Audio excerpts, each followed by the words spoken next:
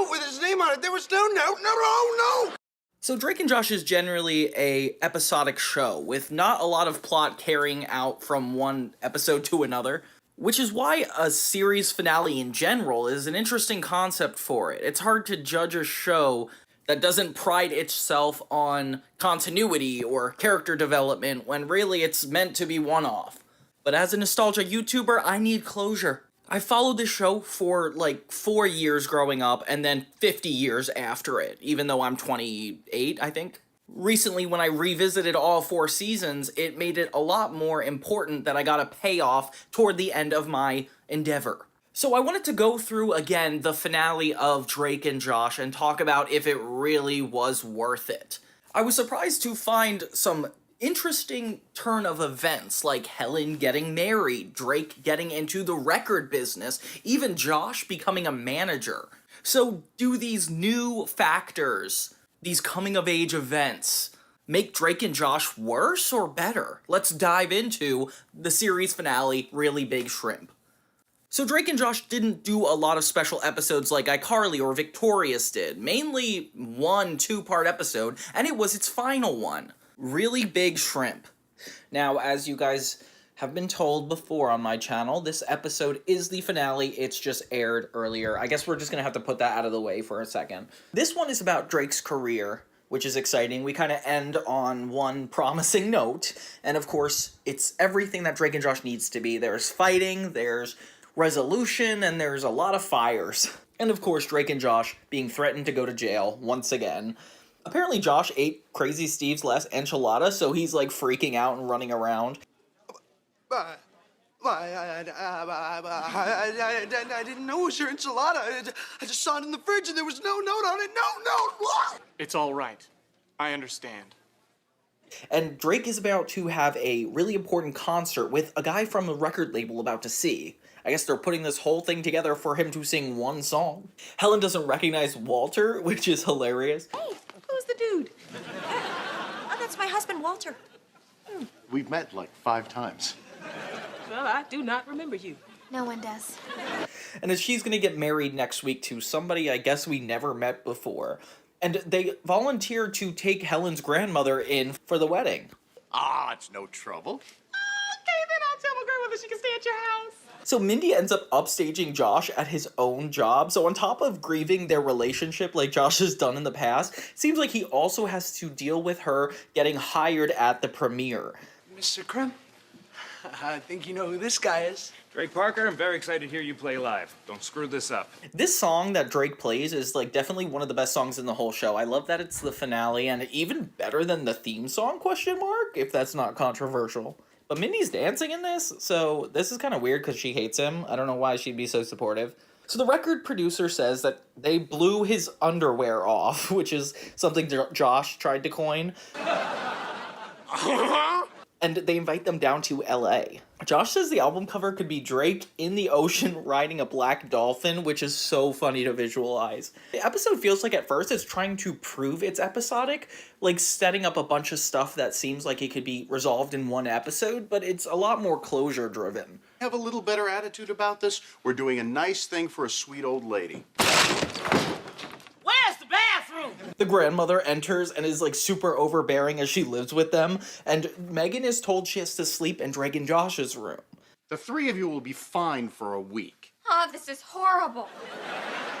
It's not that bad. Oh, no! Helen even says, Drake, I prefer him, when introducing them.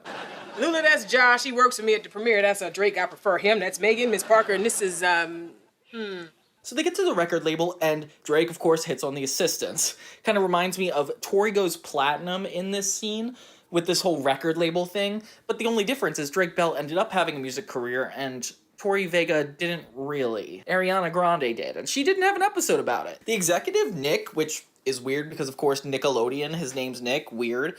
He's kind of gangster. He's cool. So they want the song to promote Deka's shoes. Kind of reminds me of that episode I Promote Tech Foot from iCarly. Okay, just gonna do a quick mic check here. Drake, just gonna do a quick mic check. Over. You really don't need to say over. Roger that. Josh is really annoying in the recording studio. Of course, he, doesn't fit into this world at all. He, pretends he knows the lingo. And Drake even gets assigned an assistant named Frank, which doesn't really lead to much. The lawyer tries to give Josh the contract since he's the manager, but he's too distracted by the big shrimp to read the contract and just signs it. But this sound booth costs like $1,000 an hour, so if you could just sign the deal. Yeah, Weird reason to sign it, but this is supposed to be a reference to the Amanda Show. On their last appearance on that show, they fight over shrimp, and that famously got them, Drake and Josh. So there's a little backstory there, but I don't know anybody who doesn't know that already. So they get back to their rooms, and Megan has changed everything. Drake and Josh's entire room is now Megan's, essentially. you had no right to feminize our room. And things get a little bit worse. Highly intelligent and has no criminal record. Even Helen names Mindy the Premier's manager. Josh is super upset. Josh tries to make it personal that Mindy is the manager. I didn't go to Helen, all right? She came to me. You just like to beat me at everything, all right? It gives you some kind of cheap thrill, always has. Josh, that's not You know, what I've never felt better about the fact that we broke up. Okay, I don't think you're being You entirely forget fair. it. I'm taking a break. Fair, Josh. You can't just make this personal just because she's your boss. So Drake and Josh go to the record label and they show them a poppy version of Drake's song, which sounds really bad, and Drake is super upset. What do you think? Well, I hate it. But apparently Josh signed a contract that said they had the right to do whatever they wanted with the song. Oh, geez. So Drake is super angry and the two have a breakup, supposedly, as they always do, in the record studio. It's nice because since this is the finale, the stakes feel really high and maybe they could potentially not make up over this, but obviously the episode order didn't help that. Drake is trying to get revenge on the executive by putting fruit flies in the guy's car, but obviously Josh tries to talk him out of that. That when people play dirty, sometimes you gotta play dirty back. That's what you don't get. You always gotta play by the rules. rules are the foundation of a gentle society. And he just feels terrible, so he goes to the studio to try to get him to do the other song. After being rejected again, Josh ends up switching the CDs. So the woman takes the wrong song. Yeah. Hey, here it is. Oh, take a shoe commercial. Super Bowl final mix. Here you go. Finally, everybody gathers to watch the Super Bowl where Drake's song is about to premiere, and they play the original song, the good song, and everybody's super happy, and we feel like it's resolved until Josh gets a phone call. Oh, did you see the commercial? You saw it? Ooh, what did he say about you switching the songs? He said it was illegal and a violation of our contract, and the record label's gonna sue us for $5 million. Oh, and we could possibly go to prison. Is that my mom on the phone? Tell her I need new Batman socks. Why would I be talking to your mother on my phone? Apparently, what he did was illegal, and he's gonna get fined $5 million and potentially end up in jail. Which is crazy, because it's like, how did you convey that much information over like a less than 30-second phone call? So later, Mindy can't handle Crazy Steve, so the premiere is basically going haywire until Josh saves the day. Mountain when she Like, he's actually good at his job. And hopefully they recognize it now. She admits that she has just signed up for this job to get closer to him. It's sad because it's like everything feels like a lot more positive, but we still have that looming threat of the record label over us. Dude, wait. No, I can't wait. That was Nick Mateo. The president of Spin City Records? DNL everything. Drake and Josh are called to Spin City Records, and Drake takes the blame with Josh, showing that they've made up about the situation, which is really sweet. In the last 24 hours, we've had over 30,000 emails and phone calls from fans wanting to buy your song. They end up liking that he switched the song, so he tells them they've got a record deal. So, I take it we're not in trouble anymore? On the contrary, we'd like to sign a multi-record contract with Drake. Which I will read. Thank you. So everything works out. Finally, we get one more moment, a wedding at the premiere. It's really sweet to look at this, especially since this is such a central hub to the show. And of course, a fire has to happen, so everybody evacuates. Okay, we have a small fire. If everyone... And they're stuck in the parking lot. But they make the most of it, kind of like the Storm episode. Okay, there was a little fire.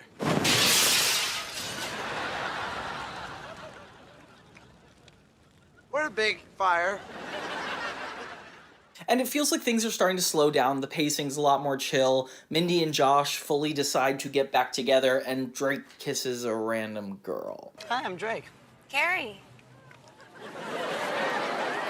Helen's upset at first, but then she realizes that getting married in a parking lot is just as romantic, and they throw Jake up on the truck and he performs the song one last time, finally closing the series of Drake and Josh. Oh, this was such a good episode, and I love that they actually milked a lot of these moments to give more time and closure to it. I want the shrimp.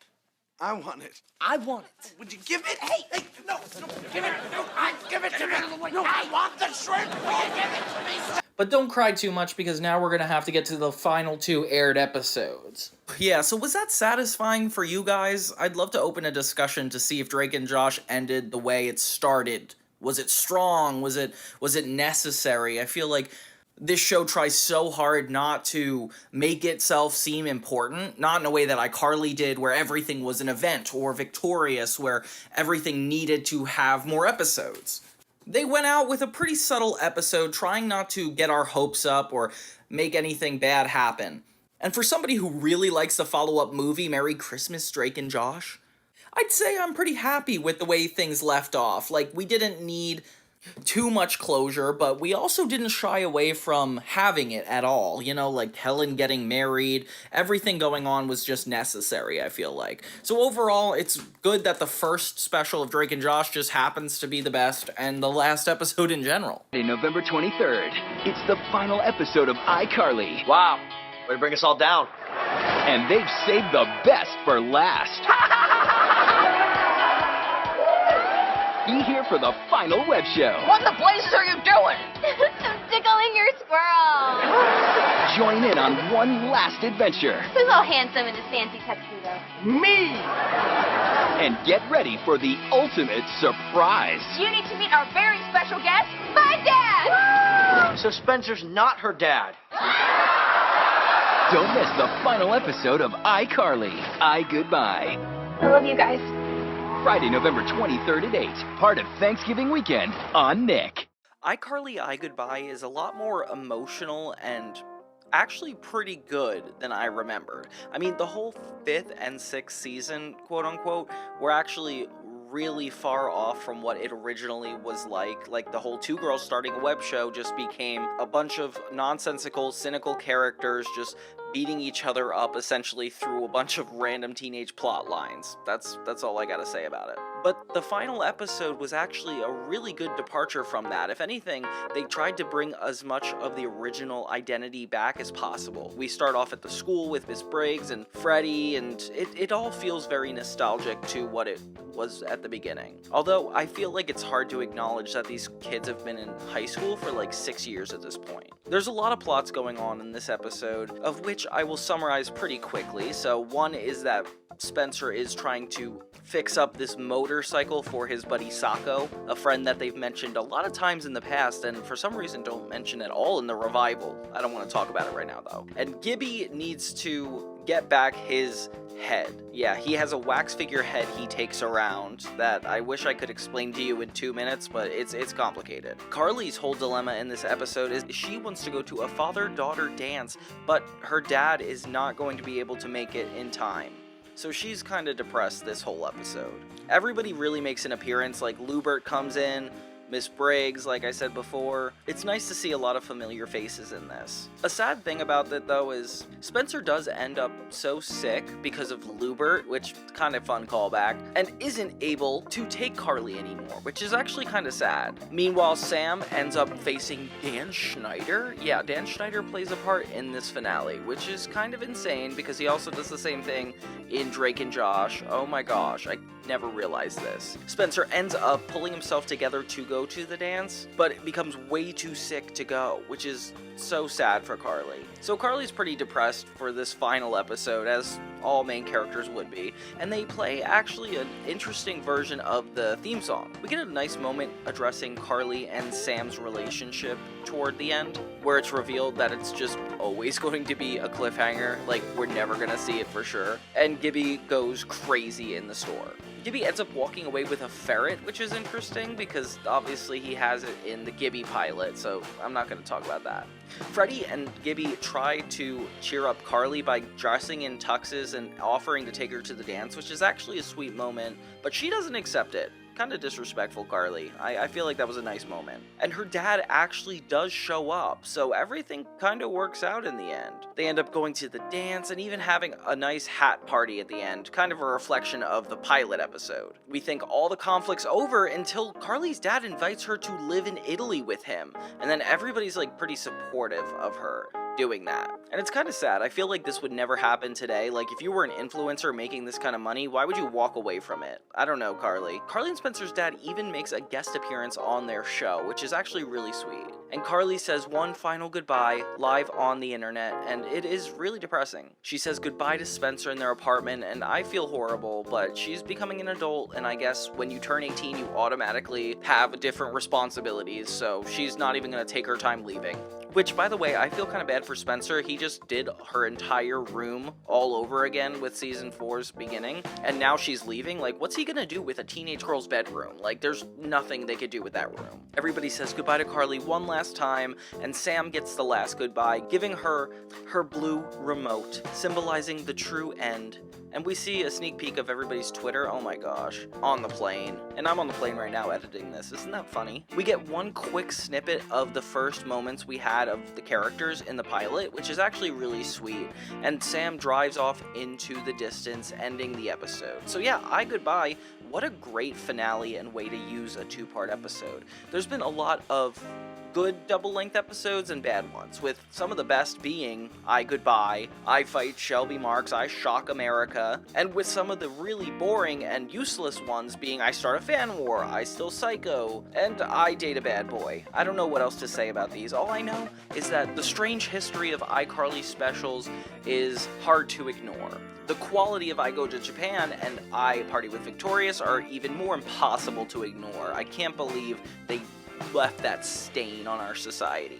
So episodes 12 and 13 are Chasing Zoey Part 1 and Chasing Zoey Part 2. So everybody's getting ready for summer, talking about their plans, and apparently Zoey's going to be going to Hawaii to be a cabana girl. I don't know why you're not aiming higher, like something academic, but I guess this is good for you, Zoey. And meanwhile, James can't go with her because he's working with his dad over the hardware store. A really unnecessary backstory that was added to James in the diner episode that I don't think we need to revisit. Meanwhile, they're playing this really ridiculous game that everybody puts their finger in this little device and it shocks you. Kind of reminds me of playing Operation when you're trying to take out all the body parts from the guy without getting zapped. That was a throwback. In Michael's subplot, he reveals to Lisa his new car that's a stick shift, and she's like, you don't know how to drive it? And I vaguely remember this premise. Like, I remember when I was learning to drive thinking that stick shifts were different because of something in teen TV, and I definitely think this must have been it. So maybe that's what we're going for here. In the meantime, everybody's getting ready for this prom, and Lola is so excited because she is going to be the one in charge of it, and she asks Quinn to do everything for her, which is kind of disrespectful. Quinn can't do the prom committee, so she can only find Stacy to help her. Lola gives her assignments that more so have to do with her personal life so she can work on the prom stuff, which isn't technically an incorrect thing. Like, I get you need more time to do it, but I don't think you're supporting the prom by doing Lola's chores. I don't know, Stacy. Meanwhile, Logan is telling Quinn that he asked somebody to the prom in order to like kind of make it look like they're not together. She obviously gets really angry. Meanwhile, James has good news. He wants to go to Hawaii with Zoey. It's really sweet because she also gets a necklace and he says, I love you with it. I don't know if you noticed, but right before he gives it to her, she's on iCarly.com. Like, look at this screenshot. Oh my gosh, it's not subtle at all. Meanwhile, Michael really wants to learn how to do a stick shift, but doesn't know how until this random old man comes by and he serves as like this Mr. Miyagi type, trying to teach him how to do a stick shift, kind of like it's a super big karate dojo type situation.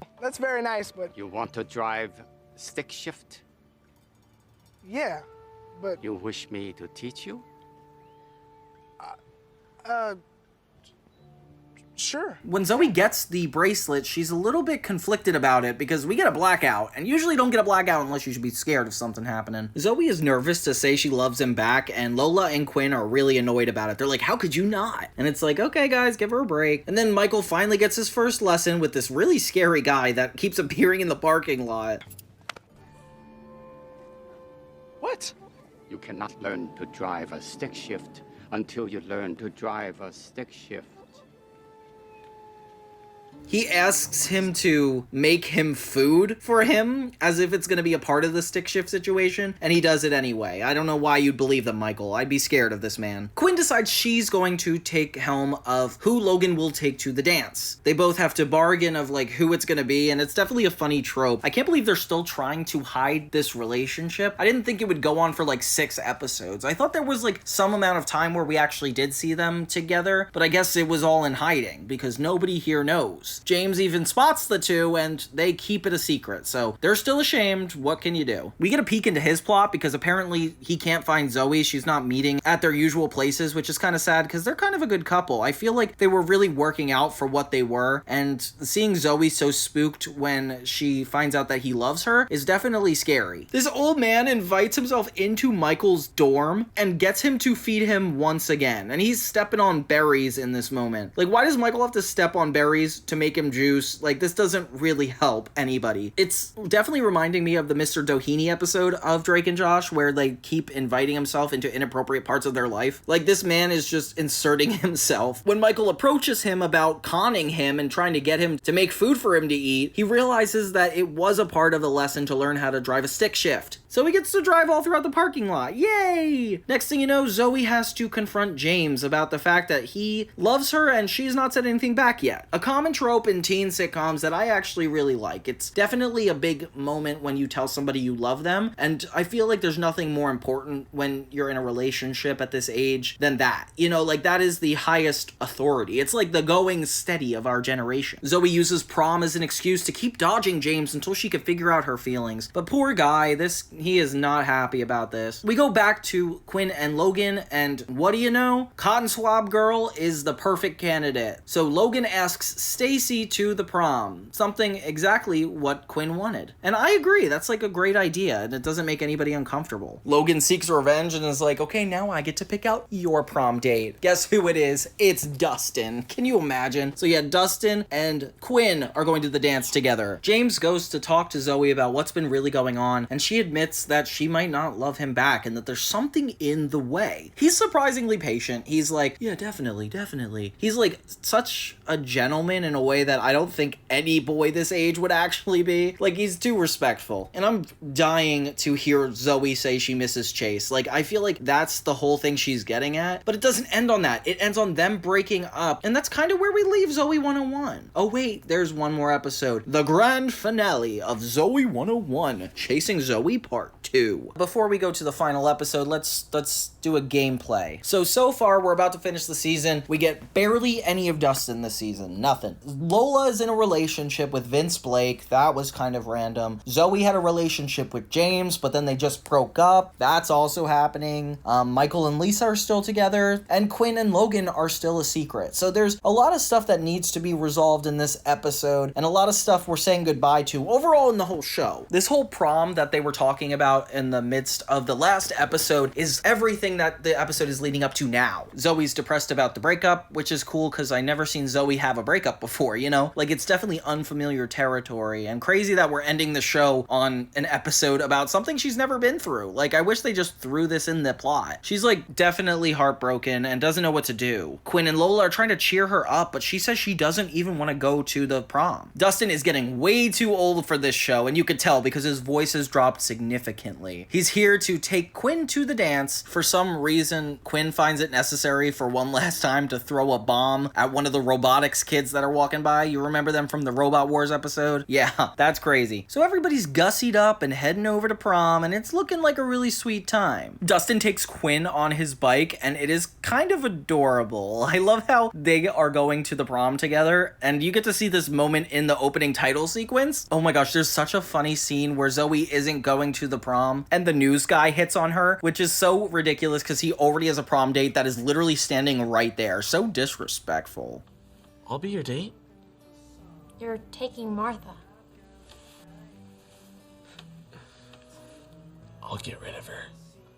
Jeremiah, Yes? go.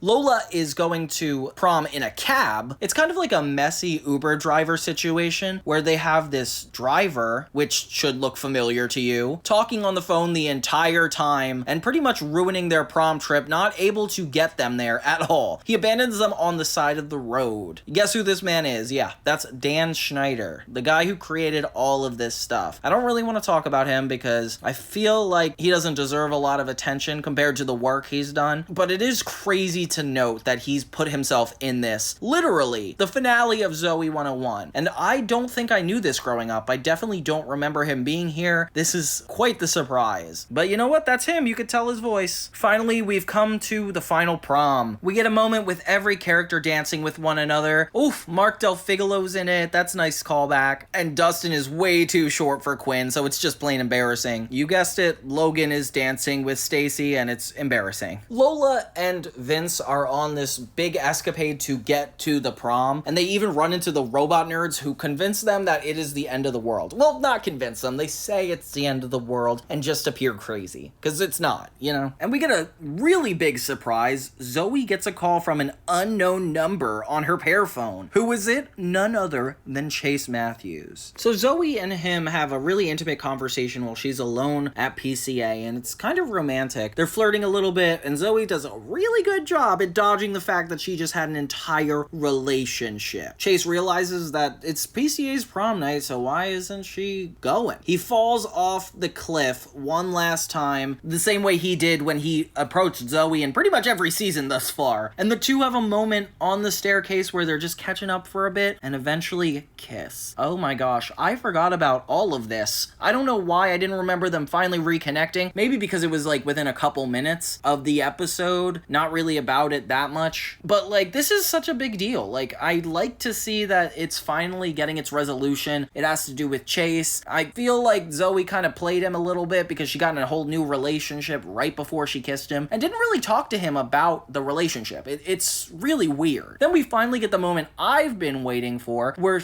Quinn and Logan are outed at the prom. It's really sweet because it's Logan's thing to say. He tells everybody that he's in love with Quinn, and it's very romantic. Like, all this stuff that was like low-key building up in this season definitely paid off in a really fulfilling way. I can't believe how exciting it is to see Chase again. Like, it definitely reminded me of that 70s Show's finale where Eric Foreman wasn't in the entire 8th season but came in for the last couple minutes just to reconnect with Donna, the main character. I don't know, it just seems like it's a really romantic trope, especially in sitcoms, and having every character be here for this, maybe chasing everybody one last time, it feels full circle. It kind of makes me feel disrespected again for James because it's like, where is he? Michael's obviously super excited because he's been having traumatic repercussions of not having Chase around, and he has one last moment with the guy who taught him the stick shift, and he's really suspicious before he walks off on a goat or bull. I can't even tell what animal it is. All I know is that Michael is seen as crazy because Lisa does not believe he was taught to stick shift. Would you please come tell my girlfriend that you really work here at PCA and that you taught me to drive a stick shift? Oh, I can't do that. Why not? Because I do not exist. But yeah, it seems like everybody that needed to get together got together, and it turned out okay for every character. Having them all reunite in the last couple of minutes is really wholesome. I feel like they did a good job at wrapping things up, especially considering how rocky of a ride the entire 4th season of Zoey 101 is. Like, we start out with Zoey and Chase having a long-distance relationship, then she gets in a relationship with somebody else. We stall for 10 episodes, they break up, they get together, and obviously there's some interesting things that go on in between it with Logan and Quinn, but this overall, like, such a good final way to end the series. Did I say end the series? Oh wait, PCA Confidential. After the finale of this show, there was one more episode that aired, and it was filmed actually like a year prior. It's called PCA Confidential, and it's more to the tune of iBloop or Blooptorious, the blooper clip show of the series. And surprisingly enough, this is the best one out of all those clip shows. Maybe because they were doing it the first time. They wanted it to be really good, but like there's actual plot going on while we're seeing these clips, and I really do appreciate that. It's cool that Zoey and Chase are the only main characters to appear in this episode, with everybody coming back in the flashback, which I really appreciated. They use the intro without Austin Butler in this, which is kind of ridiculous to me, and this was actually aired as a part of season 3 internationally. And they even apparently made more than one ending about Zoey and Chase answering about being a couple, which I find so funny. It's like all these freshmen are about to come to PCA and they have to talk about their experiences there. A really cool gateway into the movie, which eventually happens. Oh, and I forgot that Drake and Josh did this with the Dr. Phyllis show. I feel like that is closer in quality than the iBloop or the Blooptorious. Like, I feel like those were all on the wacky side, just trying to emptily combine these clips, while these shows actually have a little bit of a narrow plot. Apparently the finale was under the original working title The Dance, which would have been kind of a lame finale name, I feel like. Despite the fact that Stacy loses her lisp in this episode, she actually gets it again in the 2010 episode of iCarly, I Start a Fan War, which is funny. Say something else. My name is Stacy Dilson, and I'm from Swampscott, Massachusetts. Oh my god, my S's sound perfect! And it's so crazy that Zoey, Chase, Michael, and Lola were not present when Quinn and Logan's relationship were mentioned. Apparently, Dustin was the only main character aware of their announcement, as he was the only one present. Apparently, Sean Flynn wore a wig for this because he had short hair at the time. Isn't that so funny? Apparently, this episode exists in 2 different versions. There's a 1-hour version and a 2-part version with 2 23-minute episodes. And I wonder which ones we have access to, because that, I think, is crazy. Overall, good episode, good show, good times. I repeat, I'm naked! Ned's Declassified has always been like a unique Nickelodeon show, doing something slightly different than Drake and Josh, iCarly, a lot of the Dan Schneider shows. Like, they had a really genuine approach to their storytelling. Now, while the comedy writing is expertise in Drake and Josh, Zoey 101, this, I would say, is best writing for kids in general. Like, there's lessons, there's a lot of really heartfelt moments. Ned's Declassified was just a point in time where they were somehow able to get people who appreciated comedy, and also somehow convinced people like me who thought this show seemed a little too preachy to enjoy it. Like, it felt like a little bit a step above one of those training videos you'd watch in like a class or something. Something really good is the 3rd season does a great job at setting up all these character arcs and completing them by this episode. Something that other shows may not have even gotten the ability to do by this point. Zoey 101 ended up with Chase coming back. Drake and Josh ended up with Josh and Mindy getting back together. And even iCarly had their direct iGoodbye. Like, this one is a very close second behind that for me. Something that they did that nobody else did was really working their way up to this finale. Rose and I are best friends, and I was unsure of my feelings for her. And just when I was gonna take a huge risk and ask her out, Susie moved back.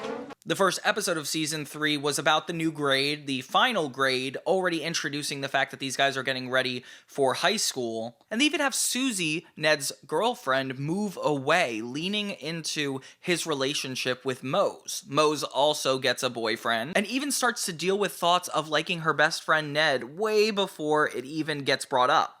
So this is definitely a sign that Ned and Susie should be together. Not me and Ned. It's the love story Zoey 101 kind of failed to do. And with Mose, Ned, and Cookie at the brink of their last year, things are about to get heated up as we get to the final 2-part episode, the longest episode of Ned's Declassified.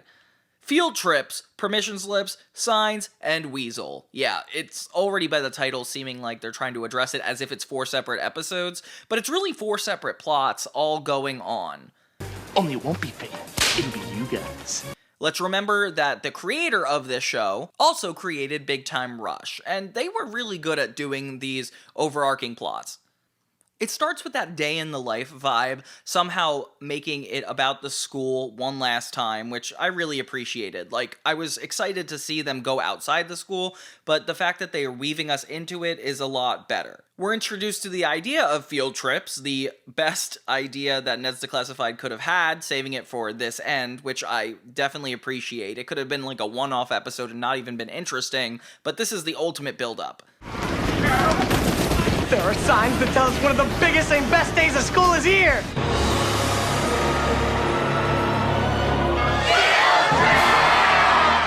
Everybody has something to deal with in this episode. Mose has to deal with her feelings toward Ned and figuring out if she wants a relationship or not and actually committing to that, while Ned wants to solidify his relationship with Susie in order to get Mose out of his head, which is definitely a guy-like thing to do. Cookie, in the meantime, is trying to get the affection of Lisa, who once used to be a nerd, and now she's pretty, and he wants her now. I don't know why we're not talking about the fact that he's so shallow that he actually has to wait for her to get beautiful to even like her. Like, that's crazy to me. The way they deal with these goals are actually really funny. Like, for example, Cookie, in order to impress Lisa, keeps going to his alter ego as the Silver Eagle or whatever, and Ned wants to take Susie to the Rose Garden to get a kiss.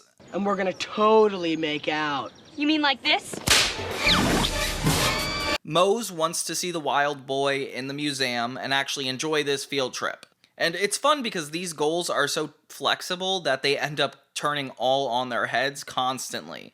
Meanwhile, we have Billy Loomer, the bully, trying to get the affection of Mose in this, which is super funny. Like, I feel like he's always tried to get her, but the fact that he's super committed at this point is awesome. Like, even his bully friends, like, help him get ready. It's so adorable. The first obstacle these guys have to deal with is permission slips, which is aptly named in the title. Their biggest enemy at this portion is Krubs, who does not want them to go on the field trip because they broke a bunch of laws. Really, he's just being petty, honestly, if we have to deal with it. Well, I guess we'll never know. But I do know Cook can't go on the field trip, so boo-hoo for you. Did you guys ever have a teacher sabotage you from going on a field trip? Yeah, me neither. So yeah, he puts the guys in detention, and immediately 10 minutes in, I'm like, how in the world are they gonna get past this? Like, already this is a convoluted special, and I'm here for it. With the buses already arriving at Polk Middle School, Ned, Mose, and Cookie are only able to get there by putting cardboard cutouts of themselves in the desks. And this is where this, like, wacky, ridiculous comedy comes in. Like, it's just so unrealistic. That's why it's interesting to look at Drake and Josh, because theirs are pretty grounded and the comedy comes naturally, while this leans into being more kid show comedy. It feels like they're ages apart somehow. Ned gives us tips literally after they got on the bus, which is cool. We're already heavy into this. And there's just so much going on. They even try to solve plots that go on between side characters. Like, for example, Gordy comes in and saves the day for Ned, Mose, and Cookie one last time, actually helping them get onto the bus. With Krubs constantly at these guys' necks, he is determined to make sure they do not go on the field trip. And you feel bad for them because you're like, wow, there's no way they can get around this. And the writers did a good job at putting us in a position where we have anxiety for these kids, because I was taken right back to my school days and was very stressed about it. Gordy is immediately fired in this, which kind of strikes me as really intense. Like, it seems like they're not afraid to go there 10 minutes into this whole special, and I am terrified. They finally get to the field trip, and it's this really nice outdoorsy place. Finally, we're just outside of the school, and it's so much better. Mose and Ned start having a lot more awkward interactions, especially when it comes to Billy Loomer trying to vie for her attention. Like, it just seems like the stakes are pulled and pulled. The Steel Eagle, Cookie's little alter ego counterpart, ends up saving the day. She'll love me and ask me out for pizza. Whatever. Against a bunch of robbers, and we learn that the robbers are just football players making a whole fake thing to look better in front of Lisa. And I've never seen this in a TV show where a superhero, just to impress a girl, like, doesn't have any powers, doesn't genuinely try to do good in the world. He just straightforward uses it as a ploy to win a woman over. And I can't believe he does this. This kind of like gets points down for me, but hey, it's interesting. We have Mr. Sweeney, the choir teacher, and a bunch of other past substitutes substitutes to create this like full circle moment. And you may be wondering where the other teachers are. Well, they're with Gordy. And it ain't my dodgeball! Well then, while the kids are on a field trip, we're going on a hunting trip. Now that Gordy's fired, he is no longer worried about how he comes across trying to stop the weasel, and therefore starts to put all of his cards on the deck and take them down. The remainder of the teachers that didn't make it on the field trip make an appearance, working with him to help take down this weasel. And that's a really fun goal, because then we get to see all the teachers one more time. They even get one more plot. And, you know, the adults having their own side plot, it's super fun. Ned, being so close to being caught by Krubs, pretty much has to ditch Susie at every chance he gets, and it's kind of sad. We end up seeing this guy named Willie Galt and Vanneral Wright, which are fake newscasters that have come up on the show before, like in the Spelling Bee from season 1. They just commentate on everything going on, and they're talking about how the museum actually gets involved, which is so funny and relevant. Like, do you remember going on field trips and having the teachers be like, don't embarrass us, like, don't touch anything, just make sure we look good. Like, this is why they tell us that, because in this, the special, the people at the museum must hate Polk Middle School, because they are dodging Krubs and starting to do whatever it takes to take down these kids as well. With everybody against Ned, Cookie, and Mose, it starts to get really stressful. In trying to get away from Krubs, Ned ends up sneaking into the museum, and oh my god, he is so close to being caught, but he's managing to get out of it by switching clothes with Coconut Head. Krubs ends up thinking that it's Ned, which honestly, I was like a full relief, because that is the best, because of course, like, you got Krubs off your tail. You're able to get away with being on the field trip. It's nice. Ned has a moment with Sweeney where he's trying to get away and hiding in a tree, and Sweeney like has the opportunity to tell on him, and he actually has a good moment and decides not to reveal Ned and let him enjoy the field trip, but he's not going to help him down from the tree. Okay, real nice teacher. Consider this my early graduation gift to you, Mr. Bigby. I feel like if you were a teacher and noticed that, you definitely would have to report it. Like, I can't imagine this going well. The entire museum is trying to track down the Steel Eagle and Cookie, clearly, thinking that it's so much bigger of a deal than it is, and I can't believe these kids are, like, going out of their way to get their goals, because at this point, it's really risky, and not only would they get kicked off the field trip, I feel like they would get expelled. Like, this has to be some, like, unforgivable stuff going on. Ned ends up being naked, which, of course, they have to do that in these kid shows, because he gave his clothes to Coconut Head, and now he's screwed. He needs the help of Mose, and this is funny, because she does come through for him, and it kind of leans to them being in a relationship, because why didn't he call Susie? You know, like, he clearly must have feelings toward Mose if he's trusting her way more. And that's like why this is a good representation of teenage love, because this is so how it is. Like, you're too awkward around the one you have a crush on, and the people you actually get to know and care for end up being like your closest friends. It's kind of like a crazy situation, but it does happen. Ned slowly becomes more and more appearing like the wild boy, because one, he loses his clothes, he gets this grass skirt, and everybody's after him. Of course, he's gonna act crazy. Mose wants to finally get back at Ned by calling his bluff, because both of them are seeing signs that they should be together, and Ned is avoiding it, trying to cover it up with Susie, while Mose is trying to cover it up with avoidance. So Ned's like the anxious attachment, and Mose is like the avoidant attachment, which is why they're like definitely butting heads at this point. I would too, Mose. Like, I would be very resentful at Ned if you're having feelings for this person, they're just trying to vie for somebody else. Like, that's very frustrating. Why don't you get your girlfriend to do it? Because I'm naked! Mose tries to get him back by actually inviting Loomer to the Rose Garden, where all four of them end up meeting, and this big kiss is supposed to happen, the one that Ned's been trying all this episode to get. And yeah, it's a big deal. The stakes are raised. Somebody just kiss somebody?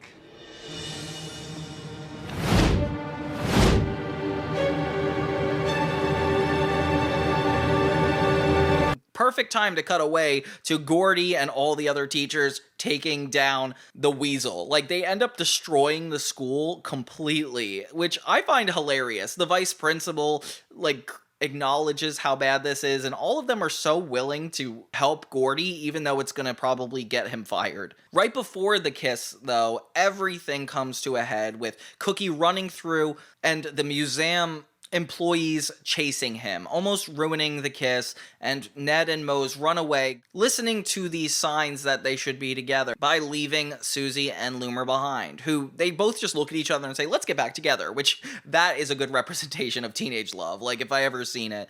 Kind of annoying because why, but you know, it's fair. I guess they worked up for that. It's a kid's show. Yeah, just the way everything culminates in, like, pushing Ned and Mose together. Like, these signs are just such a intense thing. And then, meanwhile, they have this extra, like, 5th or 6th plot. I don't know what's going on, but there's a bunch of people trying to steal the museum art within the building, and Ned, Mose, and Cookie's hijinks happen to get in the way and distract them from defeating their goals. Gentlemen, I hope you like money. You're not allowed to touch the art. Punk! Making the museum appreciative of them, and yeah, everything seems to work out. My favorite part, though, is the moment where Ned realizes he likes Mose, and that kind of makes me forgive him for all of this really jerky stuff he does as a teenage boy, like using Susie to forget about her, ditching Mose at every chance he gets. Like Ned is just not the best boyfriend, honestly, but he's trying, and it's really sweet when they have no other choice, and there's this big chase scene leading Ned to fall into the flowers. And it's such an aesthetically pleasing shot, just seeing him, like, in the yellow flowers. And he starts to have a musical montage of every moment he had with Mose, which is actually really sweet. It makes it seem like this entire show was building up toward that, even though it kind of wasn't. It was just this genuinely good show, trying to be funny while also relating to its audience. And yeah, it definitely related to me, especially since I grew up into liking girls as this show went on. So of course I'm gonna empathize with Ned and what he's going through. And having these plots lead to such extreme circumstances is hilarious. And it's almost really romantic to imagine how far all these 3 kids have come since season 1. You know, like at first they were just this awkward teens, already friends from the beginning of the show, and through all these trials and tribulations in the first season, the second season, even the third season, they developed a really intimate relationship with each other where they trust each other. Was I interrupting something? We're going out now. Cool. And their bond is stronger than most things. As you know, they have a podcast till this day, which I used to listen to it, and it's pretty interesting, but I don't follow it too well. I am sad about all this Tyler Chase stuff going on, though. Like, you know, he's this actor playing one of the main characters from Ned's. He's been having a really rough time outside of Hollywood, and obviously there's a lot of concern going around for him, and I'm not sure the best way to approach taking care for him, because I know it's very specific when it comes to like homelessness and like how to deal with their family. So it's important that he gets the resources he needs, and hopefully somebody can get him some help very soon. I know Cookie helped him, and that was really sweet. So yeah, Krubs finally has to let it go, allowing all 3 kids to win, and we get this really awesome moment where Cookie and Lisa end up together, Ned and Mose, and they head out back to the school, only to find it destroyed.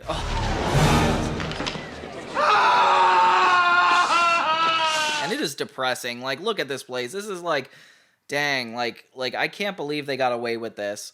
I mean, like, why wouldn't Gordy be fired after something like this? Like, this is going too far. Even I think that this is crossing a line. Or the real principal says he's not going to let it happen. So I guess Krubs is screwed. And I don't know how they're going to go on as a middle school in general next year, but I guess that's not even our concern, because the writers literally can do whatever they want now that these guys' story arc is over. I would love to have seen this go on to another season, but the fact that it ended here was also perfect. Like, I feel like we always want more, but looking back, this is the perfect way to end it and actually get all we wanted out of these characters in one movie-like adventure that we might not have gotten otherwise. Thank God they had this best plot saved for like the very tail end of the series, because it definitely built momentum. This 3rd season leading up to Ned and Mose and like these highs and lows of their relationship and actually what they want out of 8th grade life. I don't know, it's very sweet to see them come together